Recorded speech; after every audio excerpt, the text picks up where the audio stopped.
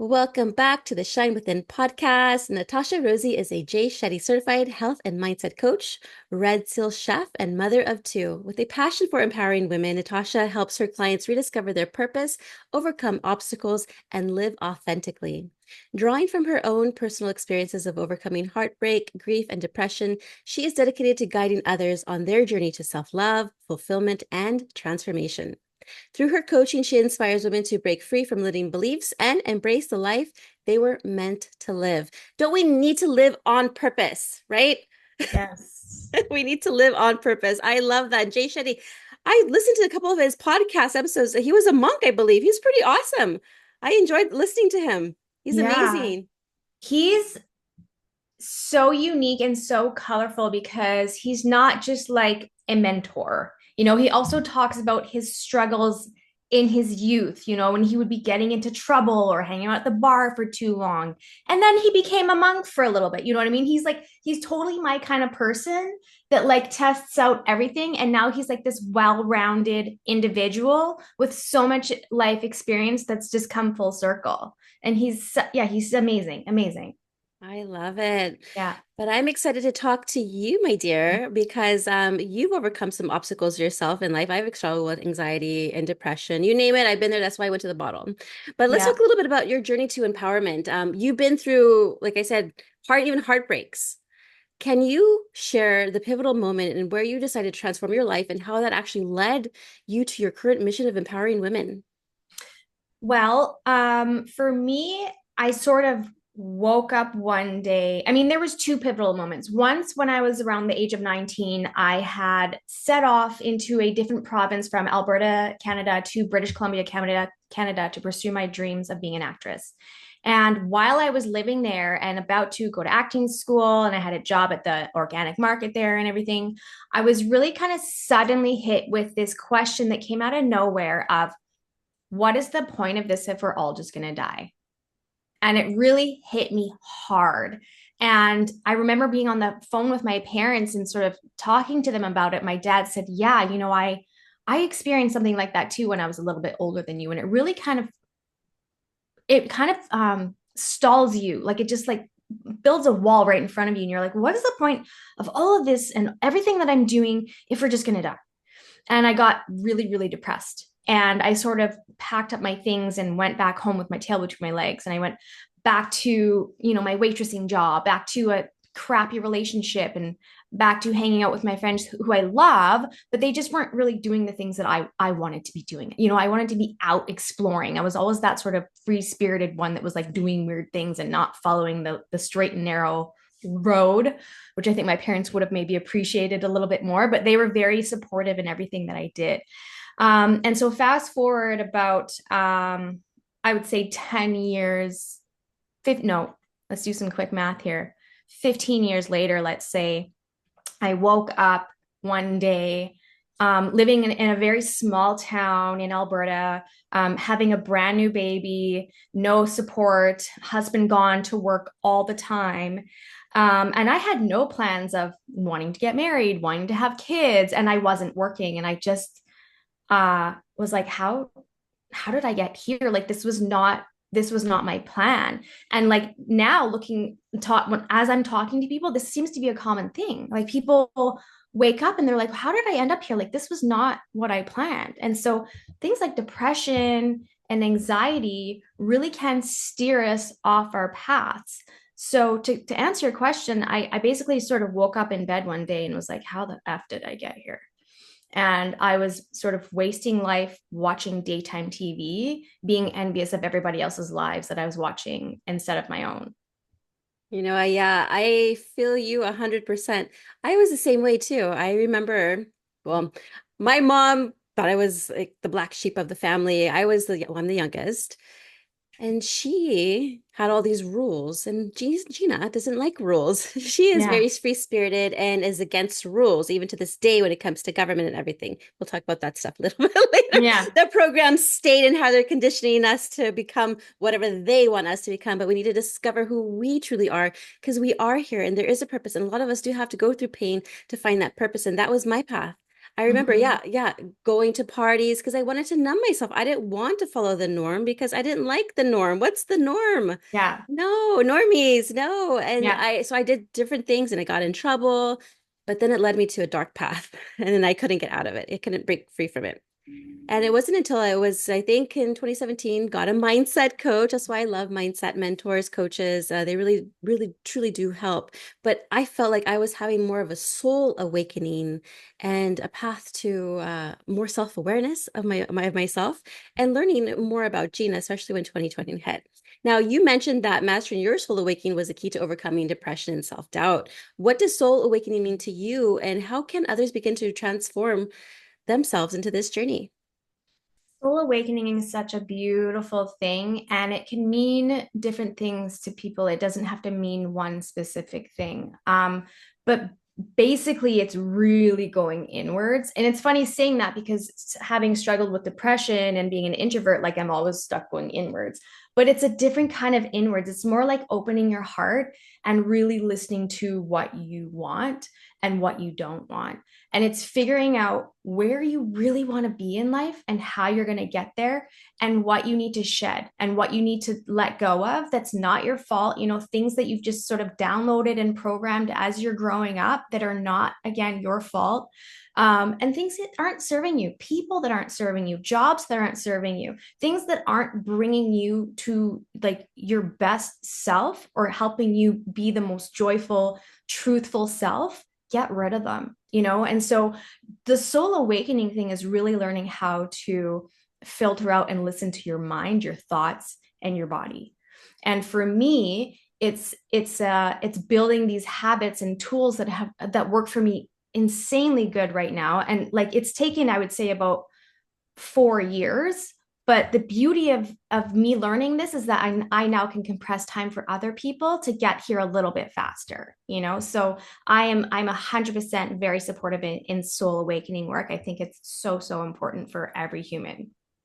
Yeah, I have a stepson. He's 10 years old, and he always tells me, he calls me Miss Gina. A little side story is that he was actually one of my students in my Sunday school class before, and then What? I met his father, and then we got married. Yeah, his father I was, love that.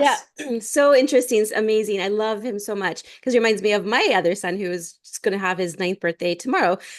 And they're so cute together, by the way.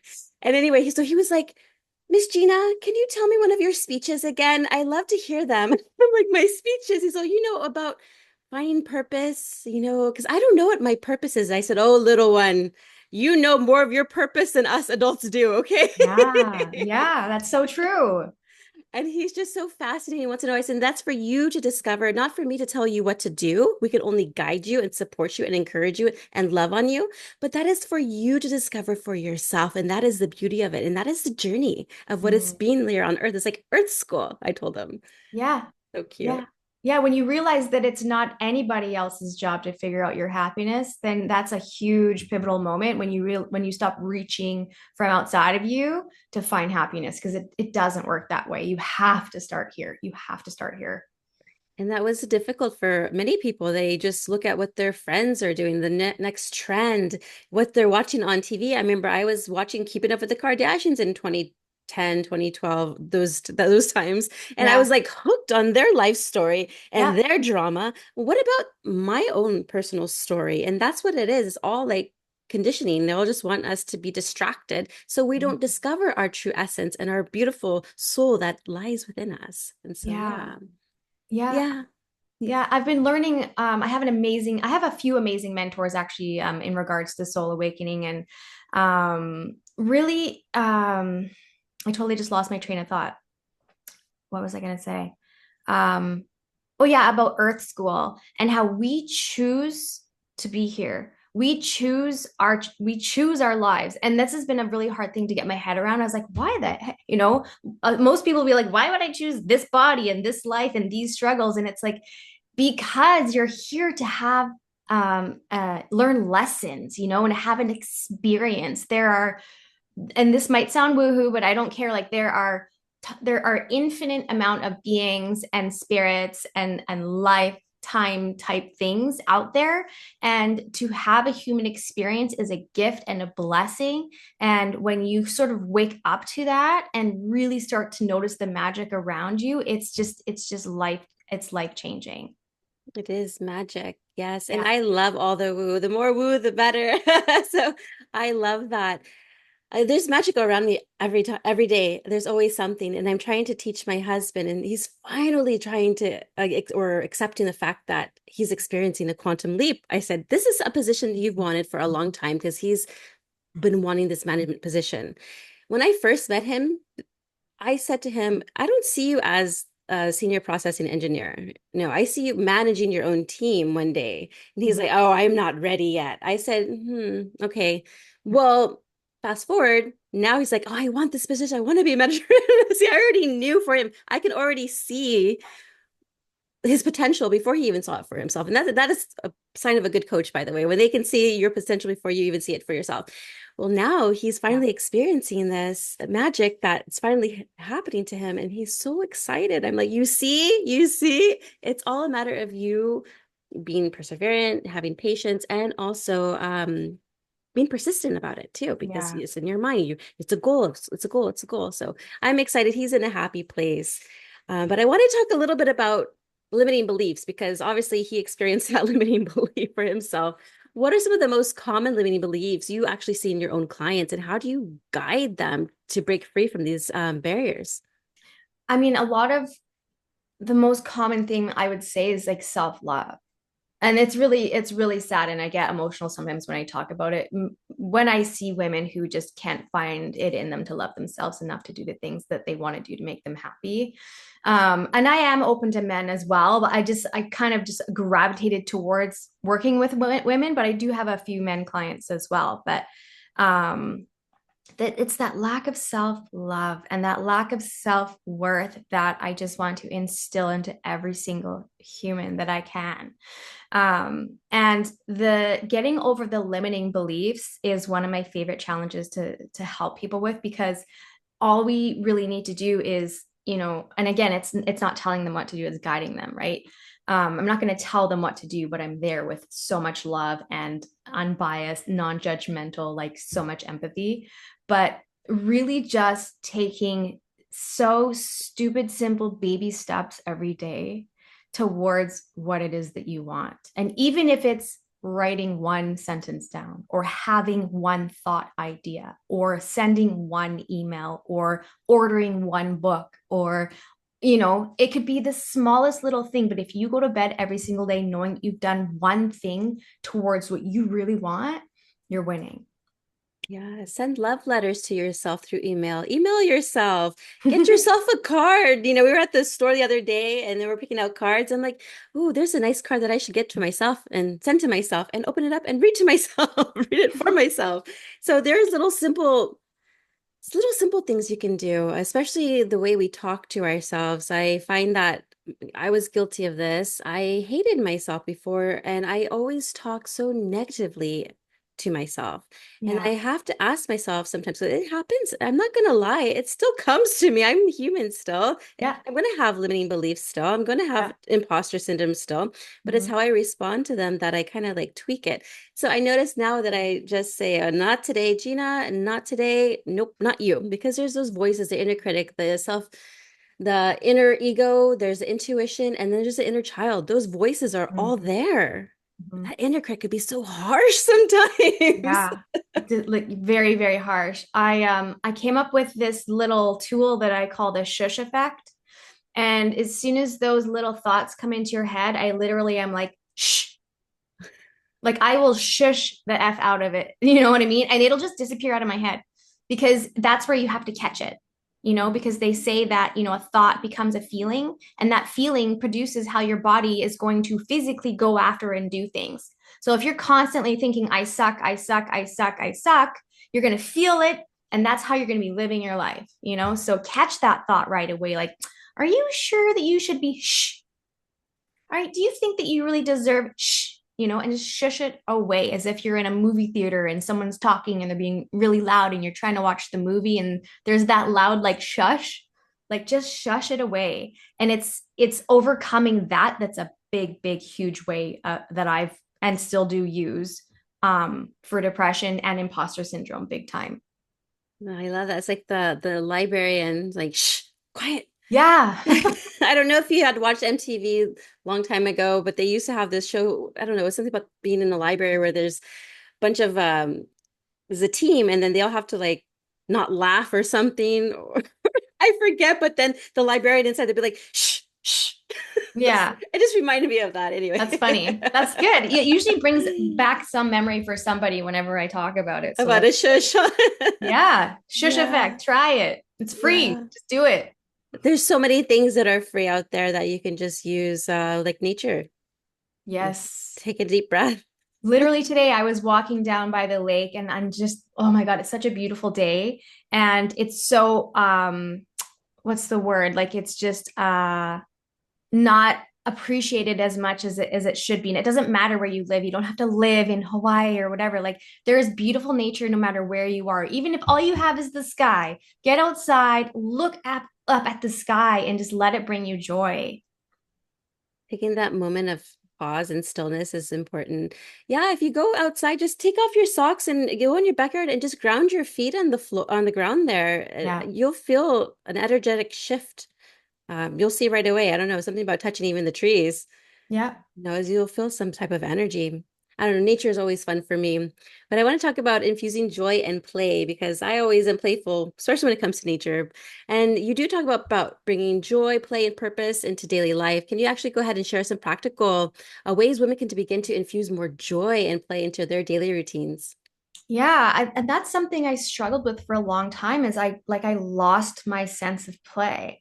And it was really sort of depressing. As you grow up and you become an adult, you're not really supposed to play anymore. You're supposed to behave yourself and be responsible and pay the bills and get a job and be perfect all the time. And I think with my depression and my anxiety, my joy just kind of shut off. And without that, like what do you have, because you should be seeking joy throughout your day, even if it's the coffee cup that you pick or the shade of lipstick you want to wear or the music you play on the way to work. Like all these tiny little bits of joy really do add to your day.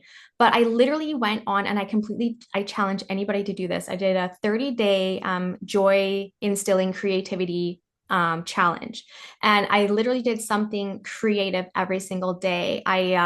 I bought a huge big roll of paper and a bunch of paints. And I have two daughters, one's 10 and one's 5. We went outside, we rolled out this huge like tapestry of paper and we just threw paints all over it. We got our hands and our feet dirty and messy. And my 5-year-old's like, but mom, I don't want to get dirty. I don't want to get I'm like, dude, it's okay to get dirty. I'm like, oh no, like have I been instilling this into my kids? But even kids these days sometimes aren't sure what they're supposed to be doing. But so yeah, like get dirty, if you have kids, play with your kids, play with your dog, play with your cat.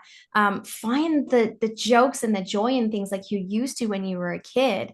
And I got like paint by number from Amazon, and I got a rock carving kit, and I was cooking and baking more because I had retreated from that, which was my natural creative side. Everyone has a creative side, everybody. My husband still loves to build like model cars or Lego or whatever it is. Go outside, grab some leaves from the ground and make a Thanksgiving art or whatever it is. And all this can be free. It doesn't have to be spending money, but when you tap into your creativity, that's what wakes up your inner child, and that's what brings out your joy, because kids are so creative. Like listening to my 5-year-old talk about a story is hilarious. Like it just goes and goes and goes. Or when they're playing, the ideas that just keep coming and coming and coming. It's really sad that gets dampened as we grow up. And now I totally understand why there's a lot more people that are homeschooling, because there's just so much less play in school. And it's really sad seeing it happening, watching your kids go through that. So it's our job to keep it alive. Yeah. Yeah. Oh, just this last weekend, because I told you it's been so hot, Yeah. and we don't have a pool. My mom is the one who has the pool, but she wasn't there because otherwise we'd be going swimming over there. We have like these, we save these like little miniature blow up things, and it's like big old sprinklers coming out, like water just looks like sprinklers, and then a little kiddie pool.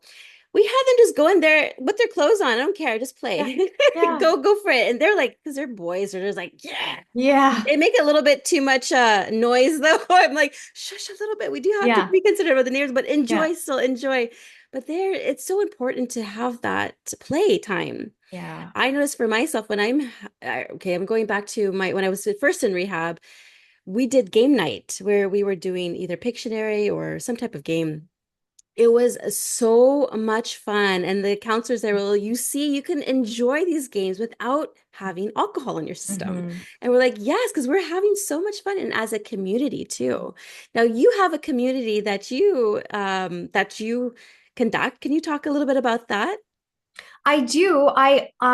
So it's a Facebook group and it's just free. It's just, I check in and it's open for everybody to just throw in questions, discussions, concerns, things like that. I just like having a community where women and men, mostly women, can just come and be themselves as if they were a client, but and I say that in regards as to being in a open, unbiased space, where they can share thoughts and feelings or pictures that are helping them like, spark joy or creativity or struggles throughout the day. Because if I can, or if someone else has something that can just kind of help them, then we're there. So it's just another avenue of support for people who are feeling isolated or alone. Yeah. Definitely. That's exciting. Now, you're an entrepreneur. I know I've discovered the entrepreneurial space not too long ago myself. But what mindset shifts do you believe are essential for women, especially entrepreneurs, to achieve both personal and professional success? Mindset shifts. Hmm.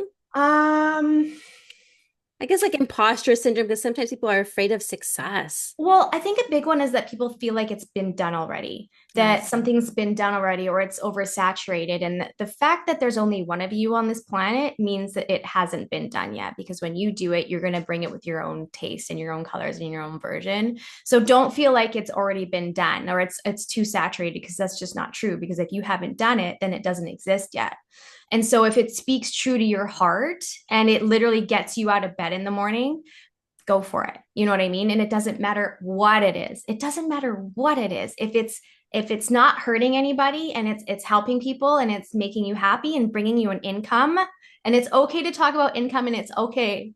Like that's another thing as women talk about being shy or feeling uncomfortable when they talk about their invoices and how much they charge per session and stuff like that. Like Mel Robbins said, don't undersell yourself. Like you are it's an exchange. Everything is energy. So you are giving a gift, you are giving a service, and exchange for that, you receive money, which is just a form of energy. We all need it. And so, the stigma and shame around asking for, money when you do a service for someone needs to stop, especially for women. But yeah, like whatever it is. And I think that it's exciting when you think of the unlimited options there are out there. But I think entrepreneurship can be challenging, but there are amazing resources out there. There are people out there that will help you. So make sure you're surrounding yourself by the ones that are winning. Don't be intimidated by them. Don't be envious or jealous of them. When you see somebody doing what you want to do and you feel that like annoyance, it's because you want to be doing it too. But all it is proof that you can do it too. So reach out to those people and ask them, how do I begin? And it'll start this beautiful web of support of people that are dying or happy to help you be successful. But just get out of your own way. Get out of your own way and wake up with your purpose and serve in any way you want to. I've struggled with the alcohol thing as well too, so I completely empathize and understand that side of things as well. How did you break through? Um, I think it was a combination of things, but honestly, peptides have helped me huge. Peptides have helped me huge because it literally, like, I feel like I don't know if it's true that you're born with an addictive personality. I'm not really sure, but I've always said, "Oh yeah, I have an addictive personality." Like I was proud of it. And it started with cigarettes, and then it was alcohol, And if it wasn't those, then it was coffee. And if it wasn't that, then it was food, So it changes from thing to thing. Or it was like a boyfriend, relationships, things like that I would be obsessed with or addicted to that was steering me away from being my true self. But peptides helped me, not that I'm endorsing or anything like that, because I just couldn't stop on my own. With alcohol, I needed some help. And I think with the things that we're faced with in life, our bodies sometimes struggle to renew. We have our cells, that sometimes like they're supposed to be renewing and shedding old dead cells and then renewing, recycling, renewing, recycling. And sometimes I feel like our bodies get so traumatized by the things we're faced with, consciously or unconsciously, that we struggle to repair and run full force. So I reached out to someone who I trusted immensely, and using peptides helps you to stop cravings. So I even cut back on coffee. I still love coffee, but I used to be able to drink it unlimitedly. Is that even a word? And now it's like one, maybe two cups because it just stops the cravings. And so that helped me huge with my wine. And I live in wine country in the Okanagan in British Columbia, so it's definitely been a challenge. But yeah, it's helped me big time. But even little things like I will do now I do like pure organic cherry juice with sparkling water in a wine glass. And to me, it is a big part of the habit for some people. So if it's not as much of an addiction and it's more of the habit, there's lots of little things you can try like that make it like a healthier way of looking at it. And there's fun mocktails and things like that. And then just talking about it and being in support groups and stuff like that is very helpful too. Yeah, so that's awesome. And then congratulations. Thank This feels you. so much better. I know it is just the habits too. We offer because I also work at a spa at the Four Seasons Hotel. We offer wellness shots. We Nice. also do offer champagne too, but we offer wellness shots. I always get them to get the wellness shot instead of the Yeah, champagne. I know. Yeah, it's Well, so and much that's another better. thing. Sorry, I'm just being, I don't know, cut you off, Oh but like no. recognizing, and that's like that's where the mindset part comes in, is recognizing, like for me personally, I would wake up in the morning after having too much to drink and be like, I feel like crap. I am so tired. I'm lagging. I'm late getting to things. I'm not taking care of myself. It really is like that acknowledgement. Okay, this sucks. I don't like how I feel right now. So the next time I go to grab a glass of wine, it's like, do you really want to feel like that again? And it's like, no, no, I don't. And that part of it has helped me a lot too, is really being aware, having that awareness of how you're feeling from what you're doing. And yeah, Yeah, I want to wake up feeling great, not yeah. anxiety. Oh, those were the Oh, the worst. anxiety is the The worst. Yeah. shakes, the nauseous. At least me, I had the shakes and the sickness and everything that came with it. It was just a very bad experience, and I'm so happy that I'm on the other side now, where I'm waking up. Yay, I feel fantastic. Not always fantastic. Yes, I'm getting older, so I do experience back pain, but I try to take care of that by doing some daily stretches. Yes. I highly recommend daily stretches, yoga, Pilates, get in there. It's free online. Like seriously, it's saved me big time. Yeah, But yeah, yeah. the anxiety. I remember thinking mine was like because it would take away my filter and I would say things to people that I wouldn't normally have said. And I would be so vulnerable. So the next day I would just feel like, oh my God, why did I say that to that person? Or because I would usually remember everything, which was the worst part. And just Yeah. oversharing and yeah, just it was a yucky feeling inside emotionally and physically. Yeah, I remember they're like, "Oh, you kissed so and so." I'm like, "Who did I kiss?" Yeah. Oh no, what did I say? What did I do? Where am I? Oh my It's goodness. scary how like readily easily available it is to get. Like we were drinking, sorry mom, at like the age of like 12. Like we were 12 getting our Wow. hands on alcohol and cigarettes and other things. Like Yeah, it's it's available. it's available. Yeah, Yeah. it's there. Oh, yeah, no alcohol in this household. Luckily, my husband doesn't drink alcohol. I don't drink, obviously. And then the kids, they're just like, "Bleh," if they see it on Yeah. TV. I guess because Yeah. they know mommy's story. And they're like, okay, no, we don't want mommy gone and we don't want mommy dead. So Yeah. alcohol's no good. That's really good. I'm glad that you're sharing it with your kids and not hiding it because it's such a good learning lesson for them too.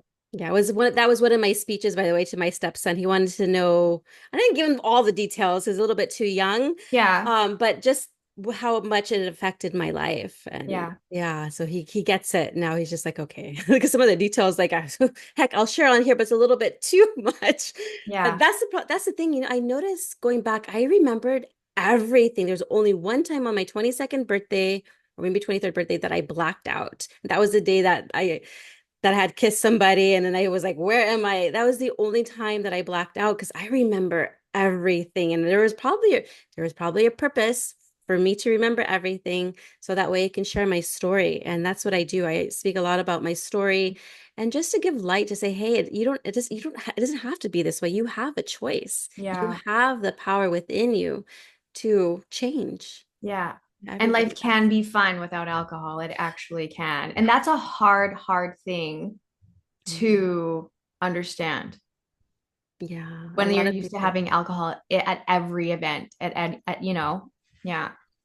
Because it's at work events, they're at birthday parties, anywhere you go, it's there, it's available. And that's why I have certain rules for some of my clients that they like.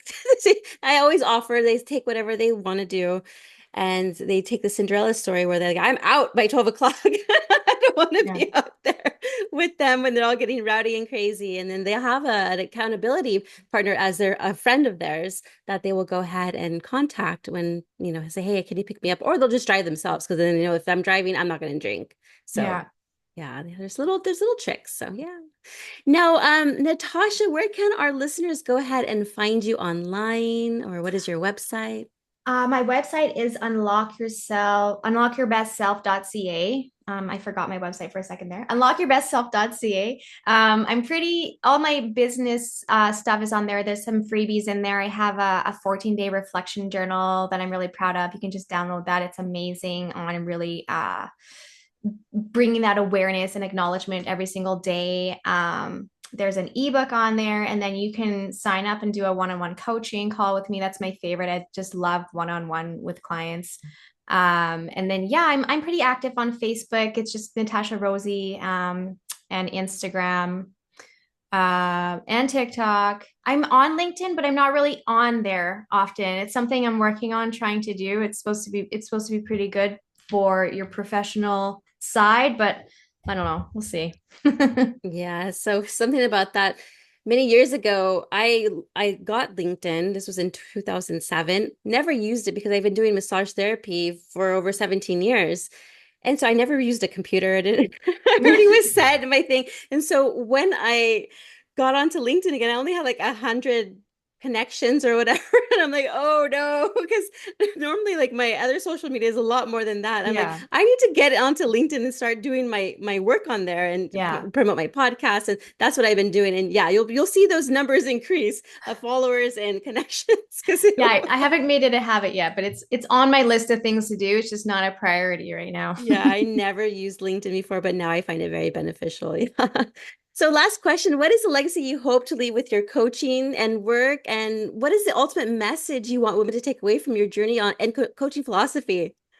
Oh man, I mean, I've come full circle. Like these last few months, I actually have gotten back into acting. That was the dream that I let go of when I was 19. And so I feel like I'm winning at life right now. And I'm literally living in what I've manifested. And so I am proof that you can come full circle. Um, Even at your absolute physical worst, laying on the floor, not wanting to live anymore, I have been there. And I just need you to know that you're not alone. And I am open to, if you need anybody to talk to, I'm here. So message me. This is not about the income. It's honestly about me sharing my story so that I can help you because it's not easy. And I just want to learn, or teach women to learn how to live again with love and joy and play. Love it. Well, thank you so much, Natasha, for being on my show today. Thank you so much for having me, Gina. Thank you. My pleasure.